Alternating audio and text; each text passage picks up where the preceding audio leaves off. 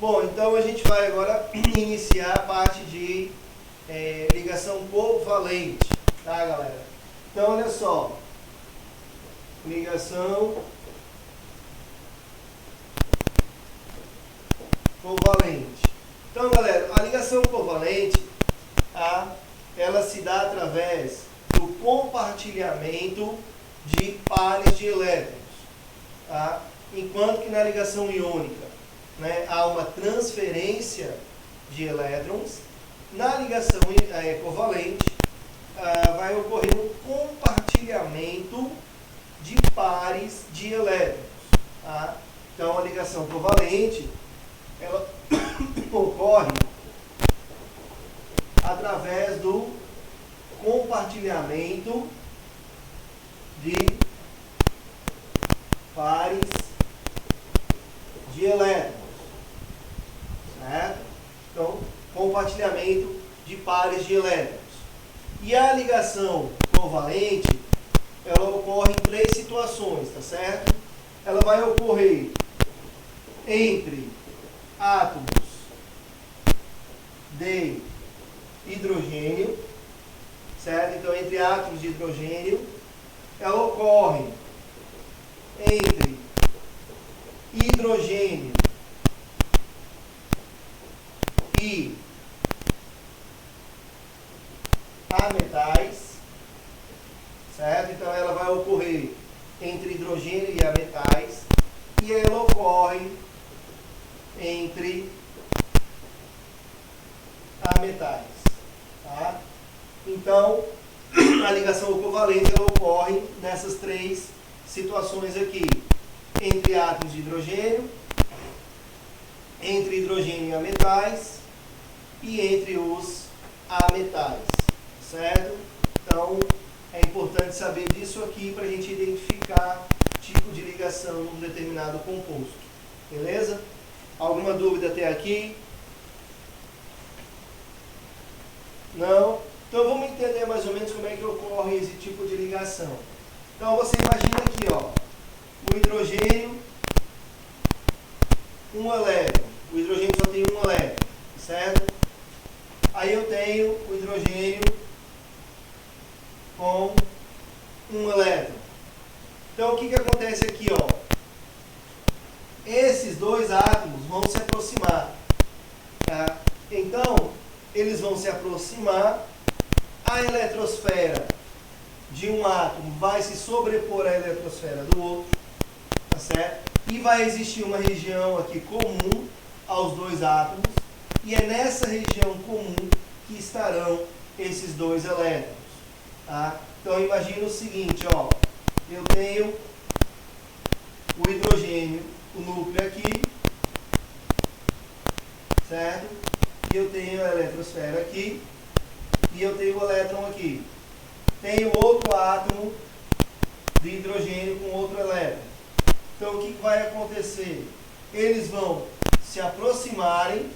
Ao se aproximarem, o que vai acontecer?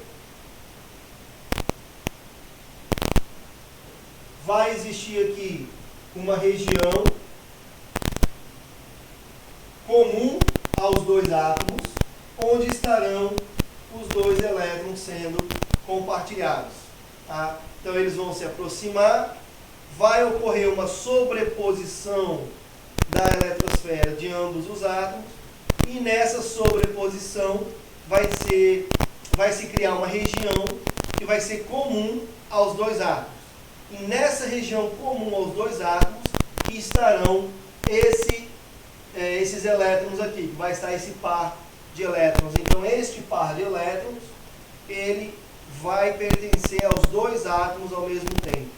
Então, fazendo isso, os átomos diminuem a sua energia, né, aumentando a sua estabilidade, tá? Então, esse tipo de ligação ocorre entre átomos de hidrogênio, hidrogênio e ametais, e entre os ametais, certo?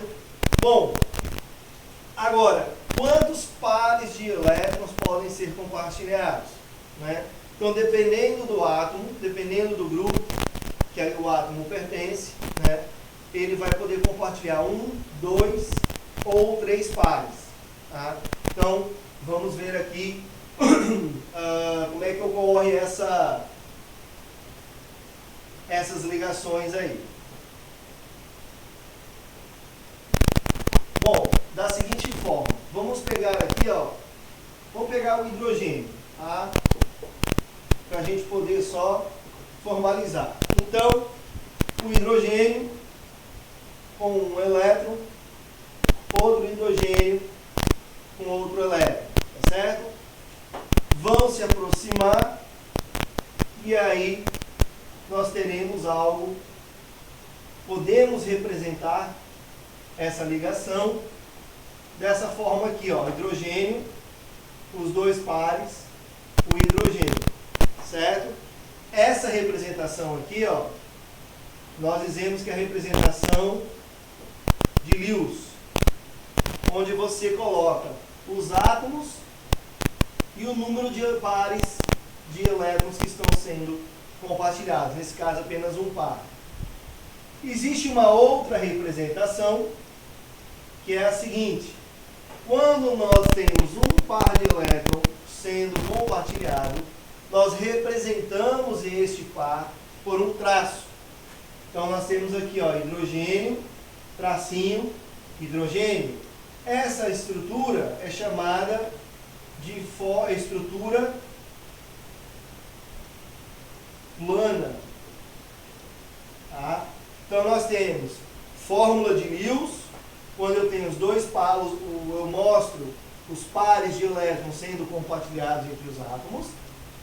Temos a estrutura plana, que é quando nós representamos este compartilhamento apenas por um traço, né? E temos ainda a fórmula molecular. Tá? Fórmula molecular. Então são esses três tipos de representações que nós temos dentro da ligação covalente. A estrutura de Lewis, onde eu represento os elétrons sendo compartilhados entre os átomos. A estrutura plana, onde eu represento o compartilhamento desse par de elétrons por um traço. E temos a fórmula molecular, que eu indico o número de átomos de cada espécie que estão formando substância. Nesse caso, apenas H2, porque são 2 átomos de hidrogênio. Tá? Vamos para o segundo exemplo. Oxigênio e oxigênio. Certo? Então, olha só. Oxigênio e oxigênio. O oxigênio, a gente já sabe que ele tem 6 elétrons na camada de valência. Então, nós vamos representar aqui, ó, oxigênio, 2, 4, 6 elétrons. Outro oxigênio, com 6 elétrons. O que vai acontecer? Esses átomos irão se aproximar, compartilhando esses 2 pares. Por que 2 pares? Porque o oxigênio tem 6 elétrons. Ele precisa adquirir 8. Então, ele precisa de 2. Tá? Então, aqui nós teremos o oxigênio compartilhando 2 pares de elétrons, né? Cada átomo de oxigênio com um par. Tá certo? Então, aqui nós temos a fórmula de Lewis. Como é que vai ficar a fórmula plana, a estrutura plana do oxigênio? Ora, oxigênio, não são 2 pares sendo compartilhados, então eu represento por 2 traços, oxigênio.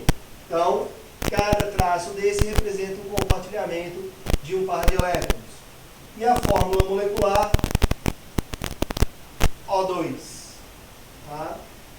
E, por último, nós vamos aqui pegar um outro exemplo, que é o nitrogênio e nitrogênio. Tá? Então, o nitrogênio, ele tem 5 elétrons na camada de valência, certo? 5 elétrons.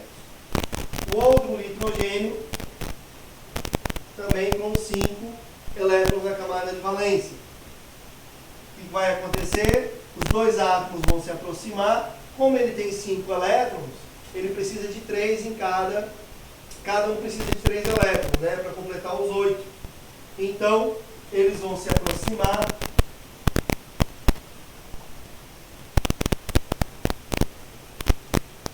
e vão compartilhar 3 pares de elétrons, tá certo? Então vai ter o compartilhamento de 3 pares de elétrons. Então nós temos aqui a fórmula de Lewis para o nitrogênio, a estrutural plana, nitrogênio, 1, 2, 3 ligações, porque eu tenho 3 pares de elétrons com outro nitrogênio. E a fórmula molecular, N2. Tá? Bom, aí aqui vocês podem observar que nós temos 3 situações diferentes, né? Neste caso aqui, do nitrogênio, nós dizemos que é uma simples ligação ou ligação simples, tá? Tanto faz, simples ligação ou ligação simples. No caso do oxigênio, nós temos o que? Uma dupla ligação, tá? Dupla ligação, beleza?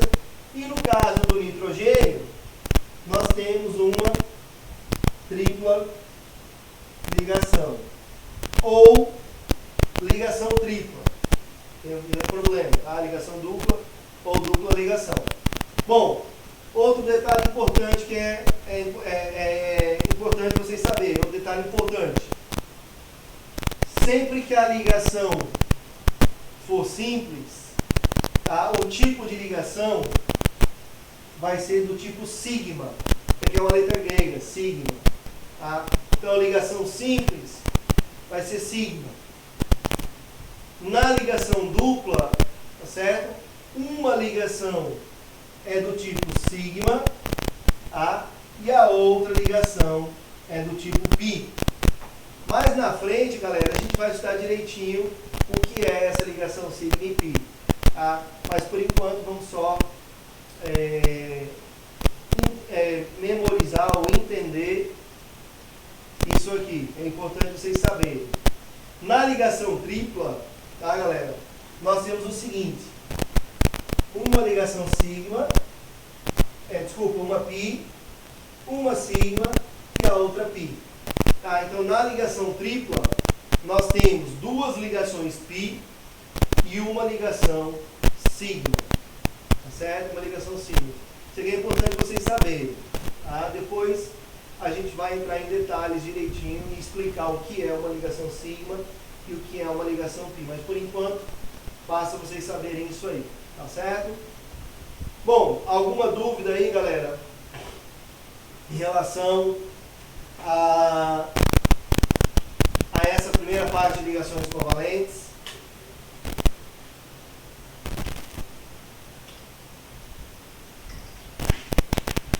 Sim ou não? Não? Então, vamos lá. Bom, quando nós temos uma ligação covalente, tá? Quando a gente tem uma ligação covalente, nós podemos ter 2 tipos de ligações covalentes. Tá?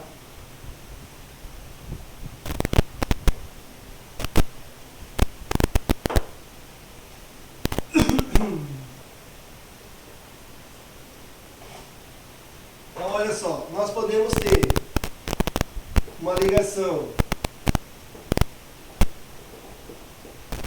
covalente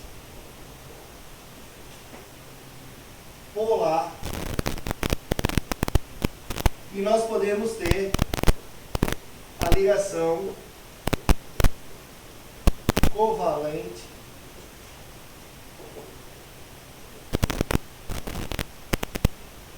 apolar, tá? Então existem 2 tipos de ligações covalentes: as ligações polares e as apolares. Bom, o próprio nome já diz, né, galera? Ligação polar significa o quê?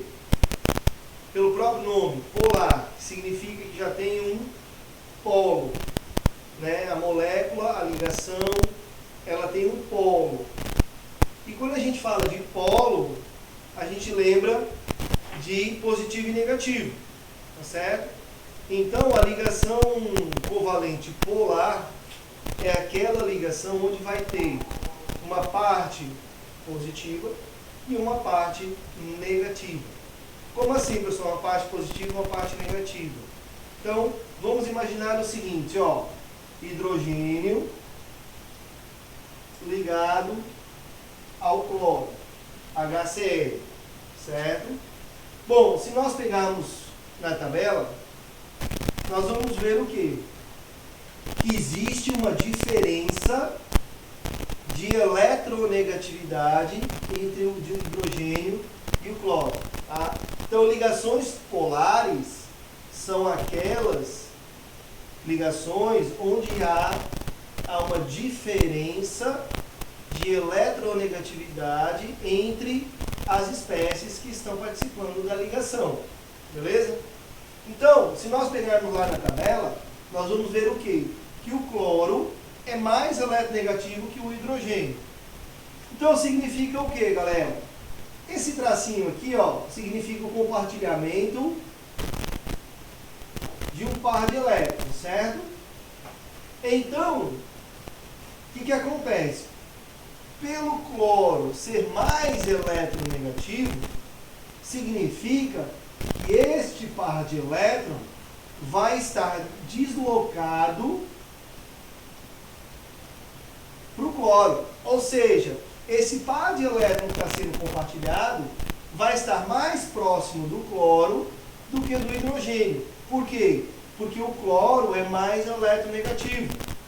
Então, a nuvem eletrônica vai estar mais próxima do cloro.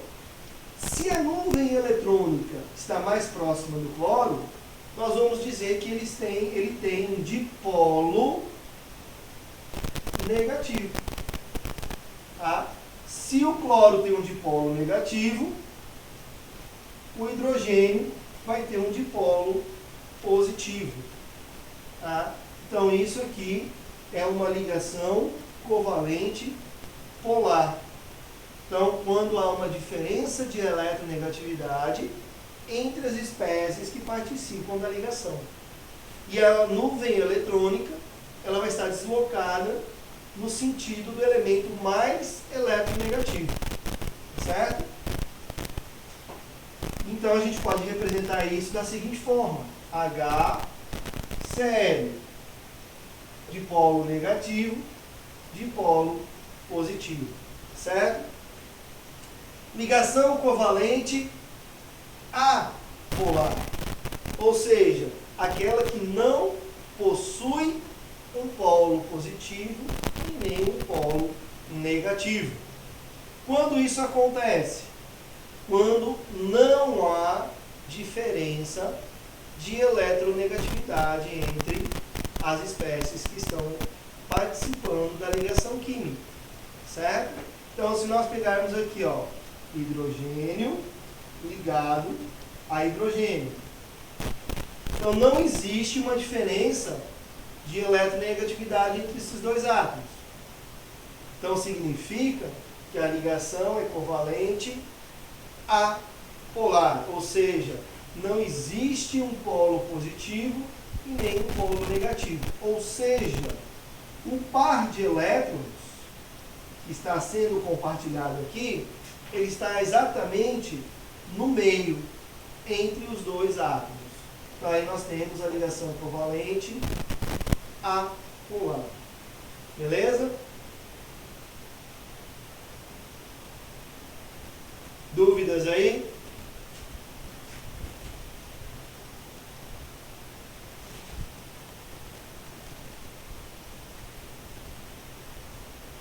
Não? Bom, e aí, galera, vamos aqui só numa observação importante, tá? Então, olha só, nós dissemos que para que o átomo se estabilize, né, ele precisa atingir 8 elétrons na camada de valência, que é a configuração semelhante à dos gases nobres, não é isso? Só que é o seguinte, existem, tá, algumas exceções a essa regra do octeto, tá bom? Então, é importante nós observarmos essas exceções. Tá? Então, por exemplo, vamos lá, existem alguns elementos, galera, que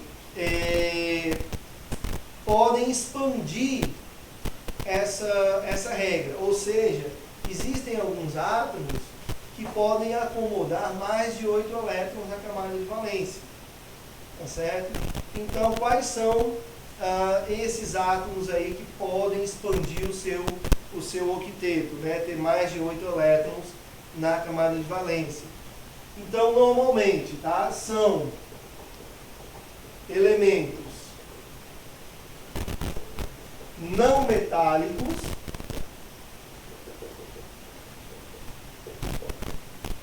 tá? São elementos não metálicos, certo? Que estão